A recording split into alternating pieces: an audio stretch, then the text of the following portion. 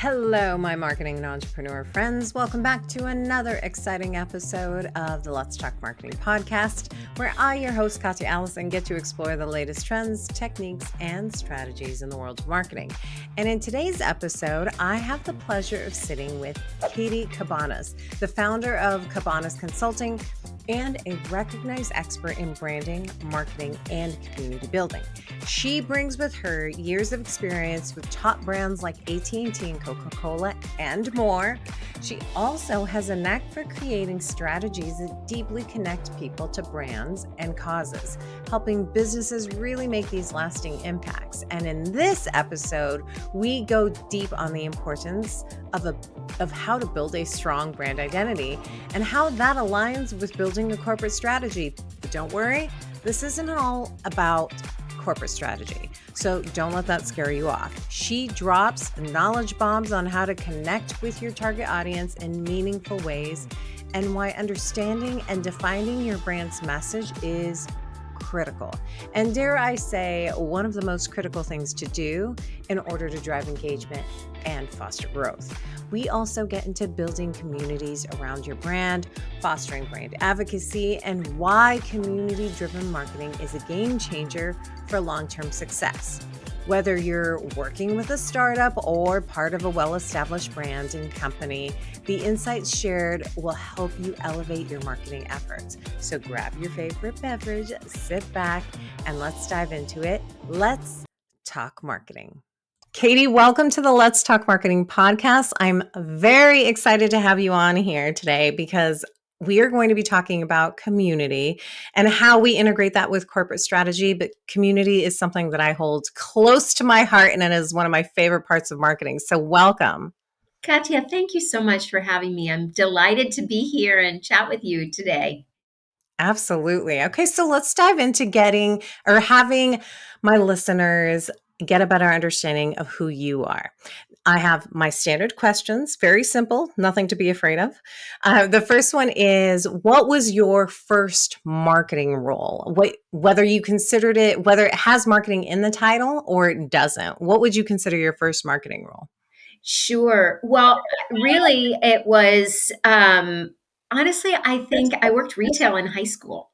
And Yeah. I realized that how you greet people, and this was, they don't even have these anymore. So, but this idea of a small regional chain of stores, and it was kind of like a mini department store. And I worked the floor and I worked the cash register and I had to sell. And it was great experience because I think about customer service. Mhm. Did well, the brands that didn't. And I think that was really my first foray at an early age into marketing. Oh, I love that you brought that example and that was your first one. And this is part of the reason that I love to ask this question because it's not always the role that says marketing in it that we consider that. And right away, that's already told me how you view marketing, right? Very customer centric, as it should be, right? It's a personable approach. So I love that. Now, that was your past. Let's talk about your present. What do you currently do? Sure, sure. Well, my background has been in more traditional, not retail sales, although we both agree that that has a marketing bent to it. But working in branding and marketing for the past many years and working for an international agency. I also lived abroad. And then from there, I did external affairs at a university, which is essentially a lot of sales, fundraising, which of course is marketing in the higher education world. And from there, Yes. worked for a professional athlete and helped with his branding marketing. And 7 years ago, I started my own firm because I love the idea that I had the opportunity by having my own consultancy to take strategy for companies and some individuals as well, and really zero in on the strategy and the execution based upon what the client's needs were. Sometimes Mhm. clients needed the strategy and then they could execute, or sometimes they needed the whole shoot and match. And so, Katya, I love the idea that I can work with my clients to identify their specific needs and then execute. I love that. Now, you've already given us a taste of what it is that you love by saying that, but with the good comes the bad. What, if anything, if I had my magic wand, could I pluck out of your day to day to make it just absolutely perfect or even better? Well, I love that question, and what I would say is, um, I have my MBA, but I'm not gonna be your accountant. I've taken a training. I'm not gonna be the one that you're gonna go to and talk tax strategy. So, do I love that? Probably not gonna be on my first 10 things about what I like, Katia, and what I do as far as, the accounting, tax strategy, etcetera, of having my business. However, what I do appreciate is that doing it for myself and then working with larger clients, it's critically important. And so understanding the full facet of all the things that it takes to run a business is really a great opportunity because, for example, as it relates to marketing, I work with my clients to say, talk to me about your current revenue streams and Hmm. understanding where their revenue is coming from instead of designing a campaign around a shiny product or service. That's not driving revenue, or that's not where they want their revenue to go in the next 12 to 24 months. Then that needs to be a big piece of the plan. And so Yeah. say, the finance side, the accounting side, all of that, it really does work together. So, I don't love the bookkeeping to answer your question, but really being very clear on all facets of the business gives you, I think it helps me serve my clients better. I couldn't agree with you more. And I actually personally love that you turned what would be a negative answer into a positive. You're like, I may not love it, but this is how it serves its purpose and what I actually do love to do, right? Which I think that's a really great way to look at really just life in general, but especially in marketing, because there are a lot of pieces that you're not always going to love, but there's a purpose behind all of that. Now, speaking of marketing, I feel like we always have to stay so up to date with the trends and be on the know of what's happening with Google, with ads, with print, with out of home, all of the things. I'd love to better understand, how are you staying up to date with the trends? Is there a key opinion leader, a newsletter, a podcast, a book? How are you keeping up to date with the trends? Yeah, well, I love to read, and so I usually start with a couple of broad business outlets that I read. Mhm. And then I really am looking at what are the industries where my clients are focused and spending a Mhm. little bit more time within those industries. But the Wall Street Journal to me is a go to because it gives you a smattering of what. Companies are doing across industries. And I do feel like that's really helpful when you're thinking about that. And I think that goes back to early in my career when I worked at a PR agency. Everybody had a beat. And Mhm. so even if, let's say, for example, I wasn't working on the AstraZeneca account and somebody Mhm. else was, if I saw an article on one of the publications that I was focused on, I said, oh, hey, I'm really dating myself here, paper. Um, uh, Flagging that article for my colleague who was lead on that account. Mhm. And then, or even seeing if there was a small article, governmental article, that would impact one of their thought leaders and what they were going to be talking about. And so it gave me a chance to really think about how an article about business or an article about government policy would affect a variety of clients. And so that experience is one that I've taken forward in my own client work. Fast forward all these years later, that I have my own consulting practice. And so I really enjoy the broad news. I love the journal, and then looking within the verticals for a couple of publications that focus, or even blogs, Yeah. focus on those particular industries.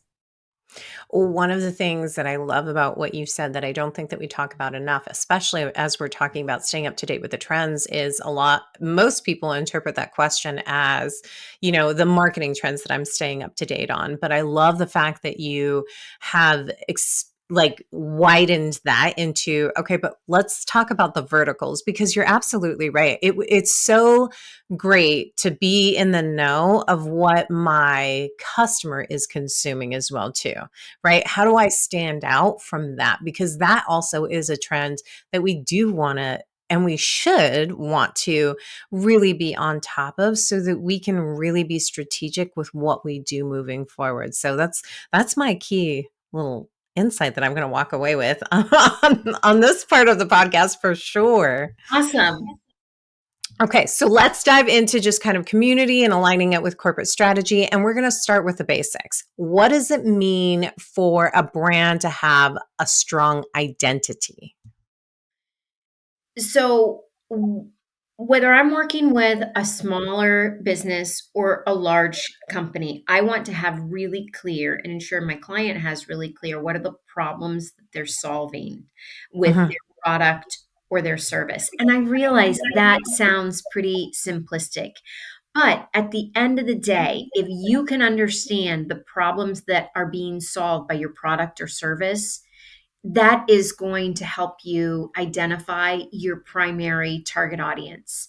And then from Mhm. there, you establish your secondary audience and your tertiary audience. And with that, being super clear on your target audience and the influencers around them, then you Yeah. can begin to identify, okay, what are the things? These are the problems that we solve for them. What are the other things that are important to them? What's their life like?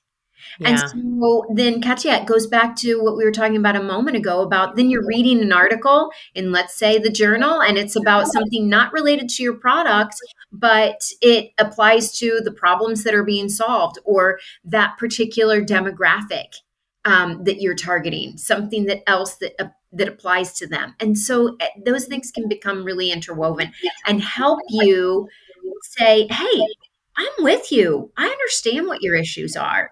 And it helps you to market in a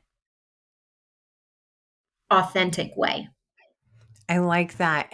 But how does that align with your corporate strategy? Is it that you are better able to tap into what or where they're going to be? Does it help you align with the messaging that you have when you have a strong identity and can really identify those target audiences? Right. Yes, I think that it does help you identify what the needs are. For example, I have an educational client right now. And Mhm. so they have a unique business model that what they're offering within education. And so looking at things that affect parents, parents choosing schools, what are trends within education, technology within education, all of those kinds of things begin to affect their target audience. And who's choosing schools for kids? It's their parents. And Yeah. so really understanding who their target audience, and then where do you go, Katya, if your child has a challenge or a problem? You go to a learning specialist. You may go to a Yeah. psychologist. You may go to pediatricians. So then that becomes, to take this idea that you have your primary audience, then your secondary audience, and then you build out from there. So you know who are the groups that you need to be targeting. Oh, I love that.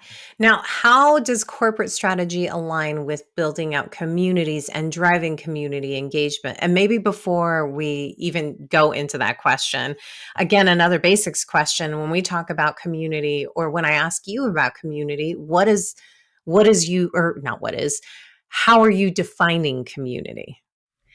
Again, I love to start with who are you selling to? What are the problems that you're solving? Okay. And then from there, that, let's say, let's use an educational client, like you have mom groups, and you could potentially identify within that, or you have parenting groups, so not specifically just to moms or dads, but parenting groups in general. And so when you really begin to understand who's buying this product and who's influencing the people who buy, then you say, okay, we want to go and talk to those kinds of people. And then you say, then you can, it really helps you to identify how you're going to make your marketing mix, um, Yeah. by building community. And by building community, it might be, you might have an online strategy. You might also have print and work closely with your, traditional communications kinds of activities. You might also have, separate and apart from that, a newsletter, et cetera. You get the idea what the mix could be. Yeah. Yeah, absolutely. What I'm hearing is that the way that you interpret community is, and the distinction is important because I think that a lot of times people mix it up with like my outside community, right? Like how I, as a brand, am engaging with the community around me versus the community that I'm talking about, which is who I'm serving, right? My target audience. How do I align them based on a central point, right? Like what is the reason that they are gathering and how can I encourage engagement for that reason? And to your point, it is like maybe it is meetups, maybe it is like printed ads, maybe it is a bunch of different things. I'd love to hear your thoughts on like ways that a brand can foster community or build community.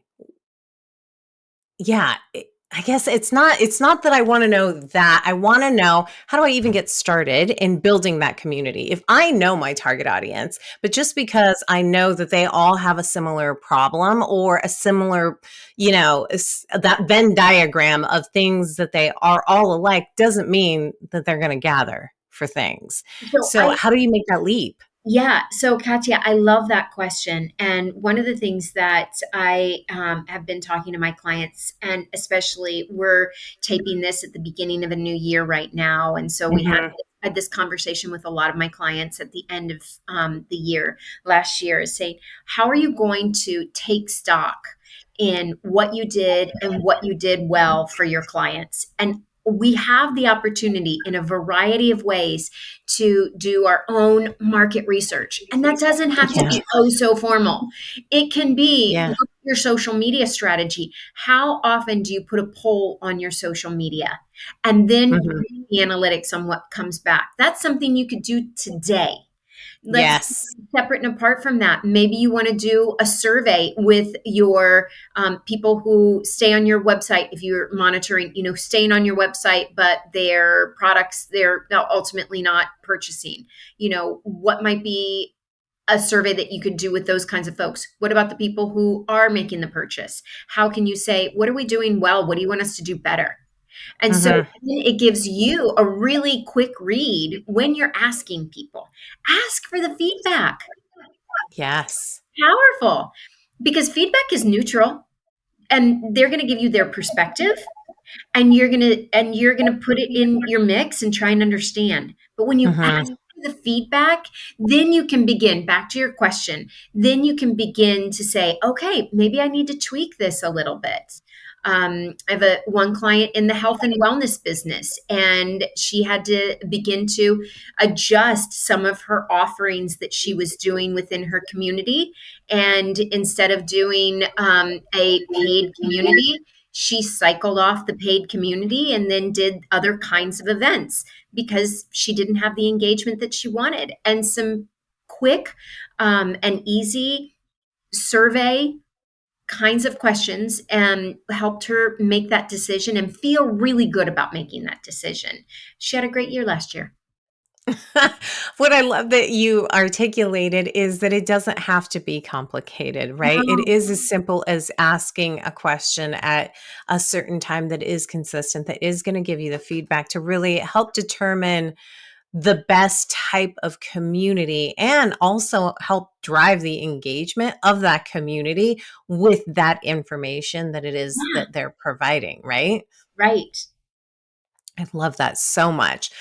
Now, when you are building it around a brand, I think this is the part that's also very close to my heart, right? I feel so strongly about community, and I think that as a brand, when that community aligns with your core values, it just increases your brand equity in my opinion, right? Because like-minded values, your audience grows, and that's ultimately what people want to be able to see. But sometimes it can be a challenge to quote unquote sell the idea of community to executive leadership, right? So what is your advice for aligning or putting effort into nourishing a community with executive leadership who's looking at like, oh, this is our business goals, we all want leads, what is this community? It all community almost seems like a little soft, I guess, for lack of a better word, Well, versus like a true right. marketing initiative of lead generation. Well, it's that's a great question, and I think that I you tailor your audience based upon the individual who's asking it, and so Yeah. based upon that, the way that you're asking that question for, it's a hypothetical, Yes. somebody who's maybe not so hip on some of these ideas. Go back to, where's our revenue coming from, and how are we going to Mhm. become closer to the people who are buying our product? And by establishing Mm. community organizations or community fostering these community events, that's how we're going to be doing this. And really ensuring that you're clear on who's buying your product, who your target audience. And I mentioned to you as well that secondary audience. So let's take the education. So certainly let's take it, it's, you want parents, but you want the people advising parents as well. Yes. And so I think that's really important, that you understand that you're showing that skeptical executive in this question how the purchasing decision is made. So that's number one. And the second piece that I would say to you is that we all know that, it used to be seven touches before a sale Hmm. was made. Now it's eking closer to, depending upon the industry, anywhere between 10, 12, 14 touches. Those kinds of events are touches. And when you look at it in that way, then you're realizing, okay, this is what I'm doing. This is what it takes to get these sales. I also think that it's a way to make that true connection. And I think that's the value that community brings, is that it really makes your brand incredibly sticky, right? There's something about community that is so much more personal than just giving them what they need, maybe giving them a user guide or a video or a webinar to watch. Like there's just so much more meaning behind a community event, whether it is virtual or in person, right? Right. And when you build in a mechanism whereby you're getting that feedback, what you essentially have the opportunity to do is change that community event into a focus group. Yes. And that's why asking questions and getting feedback is critical. And I always think like the best key question to ask for me that I've seen pretty successful over time is like, what can we do to make this better? Like, what else do you Absolutely. want to know? What else can we create, right? Yeah. And to your point, that's pretty straightforward. Yeah. Yeah, absolutely. Sorry about that. That was my forgot to silence my phone there. The other thing that I really love that you said was, how do we get close to our customers? And ultimately that's always what we want, because if we can build brand advocates out of those who are already purchasing from us, it can be so incredibly impactful. I'd love to hear your thoughts on brand advocacy.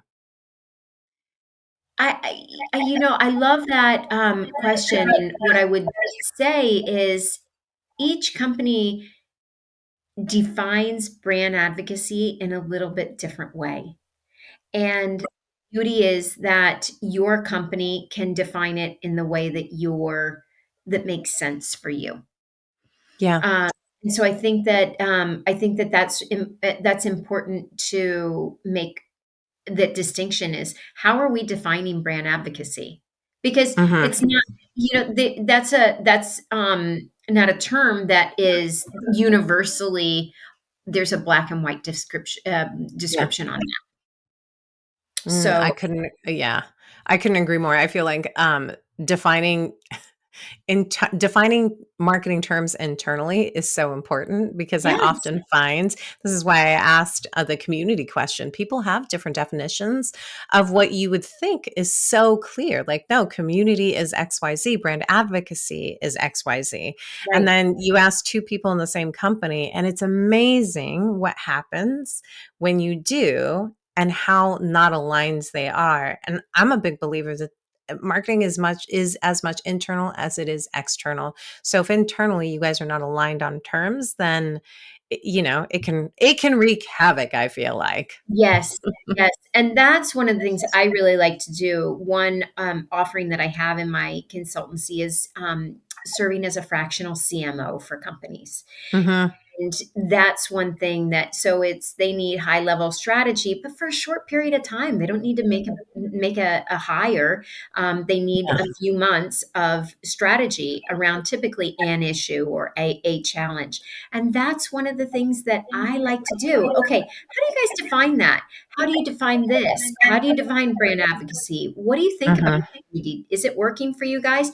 Really understand internally within the organization, within my client, how they're defining some of those terms. And then you say, how are you measuring success? Because some people, for example, view brand advocacy as social media influencers. Okay, Mhm. great. Then we'll measure in that way. And other people say, oh no, it's a brand ambassador in, a location. That's fine. They're both correct because it works for their organization. Well, and clearly defining those terms, that's a great example, by the way. I love that because those are two very true responses, but the strategy is slightly different. Yes. And I want to kind of unpack a little bit of corporate strategy versus non-corporate strategy. I don't know what the inverse of corporate strategy is, but I know that I've worked with a lot of startups and a lot of small businesses. And when they hear corporate strategy, seems so structured, seems almost a little stuffy and like, I'm not that big guy. I don't need that. I need this. I'd love to hear your thoughts on like what that difference is and what one can learn from the other. I love that distinction that you just made. And if you look within the United States right now, over 90% of the businesses in this country are considered by the federal government small businesses. Mm, But they're not these large. We all know who the large companies are. yes. The vast majority of businesses in this country are not that. And so, therefore, you have the opportunity as a startup or a small to mid-sized business to define for you what your marketing terms are.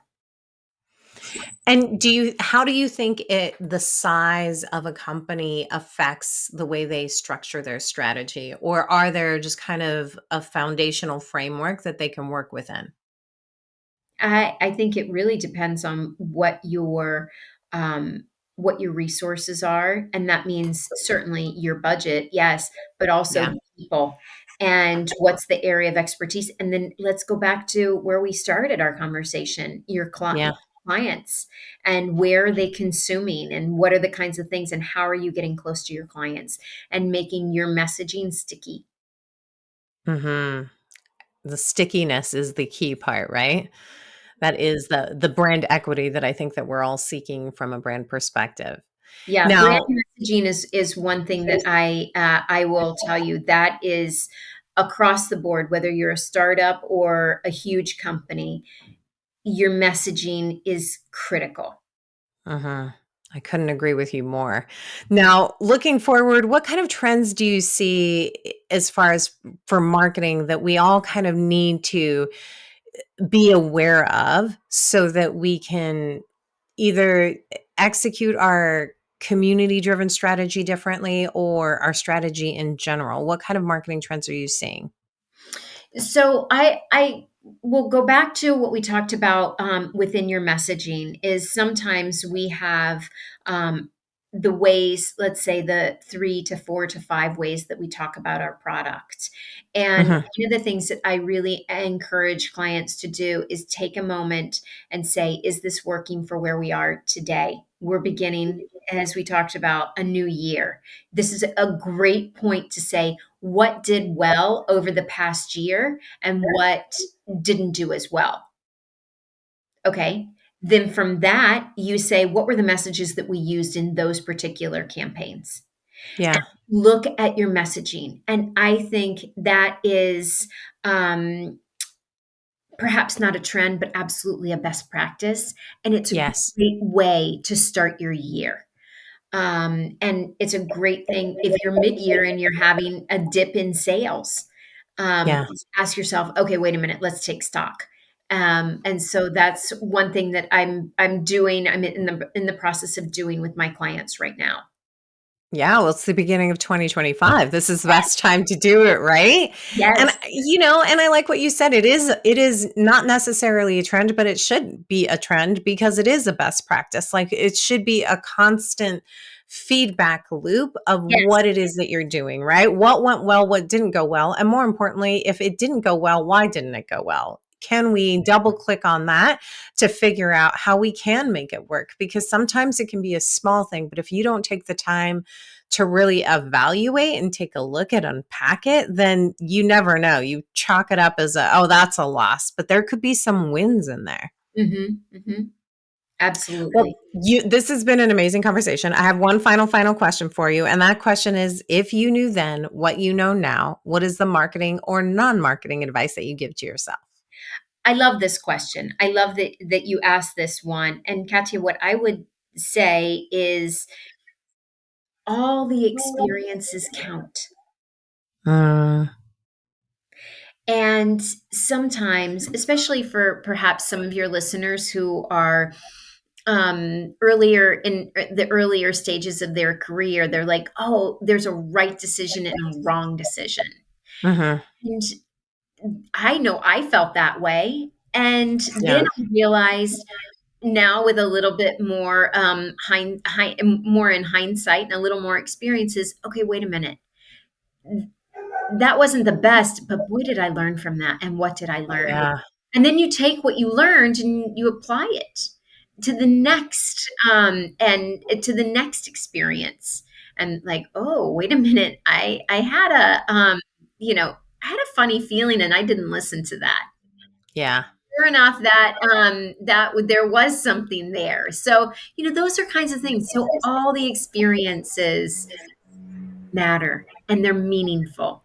And so take the pressure off and tell yourself, oh, learning from this.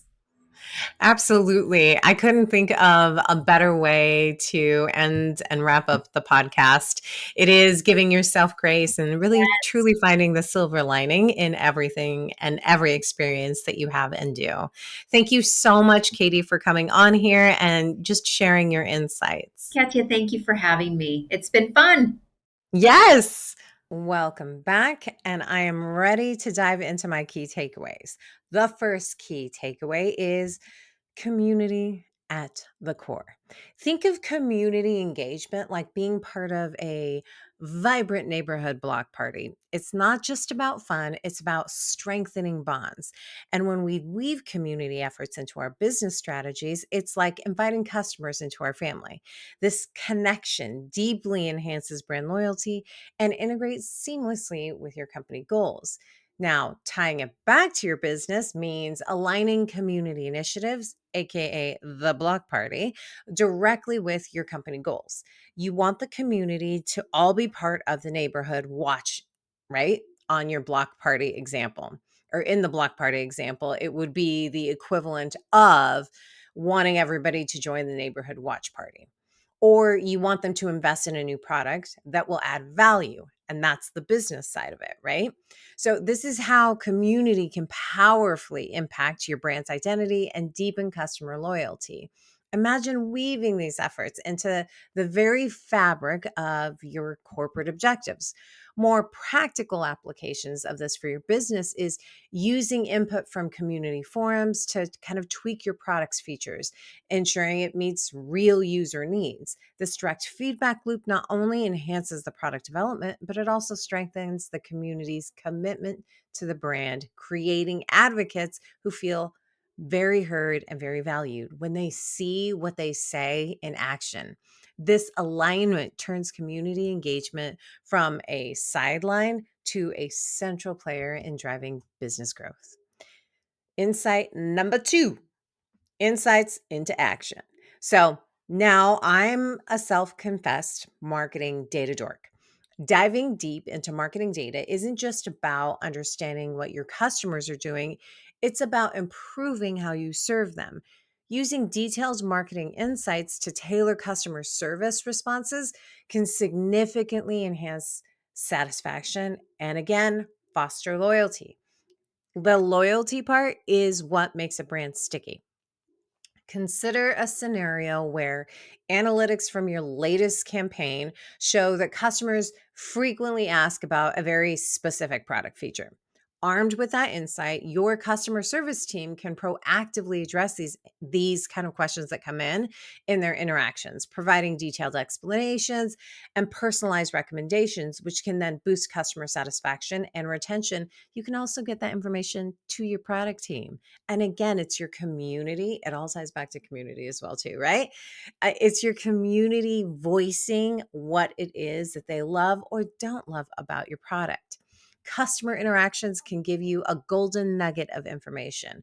When you dive into marketing data, it's like mining for gold. Each insight helps us serve our customers better, turning routine service into exceptional experiences. And my final key takeaway for today, key takeaway number 3, meeting your bottom line with marketing. Now, effective marketing doesn't just captivate, it converts. It makes sense into sense. So CENTS, sense, get it? It's a little play on words, probably easier if you see it on the screen. Anyways, bygones. Aligning your marketing strategies with your financial goals means every campaign is a step towards the higher revenue. It's about crafting marketing initiatives that do more than attract. They actively contribute to the bottom line. Think of your marketing budget like seeds in a garden. You're not just scattering them randomly. You're planting them in rows. You want them to strategically bloom and grow into a garden that will bring people in, so that every campaign is cultivated with the growth mindset of the bottom line. Now, this strategic approach ensures that the marketing investments are not only measurable, but they're also tied to revenue outcomes. It's not just about spending on marketing, it's about investing in it. And with each dollar spent, expected to yield a quantifiable return, and also doing what you wanted it to do. Now, what did you take away from today's episode? I want to hear it. Post it on the Let's Talk Marketing LinkedIn page, our YouTube channel. Leave it in a review on Apple. I would love a review. A special thank you to my podcast editor, Johnny Ike, and thanks to you for spending time with me today. Until next time, may the conversations linger, the outlook remain optimistic, but grounded in reality. This is Katya signing off.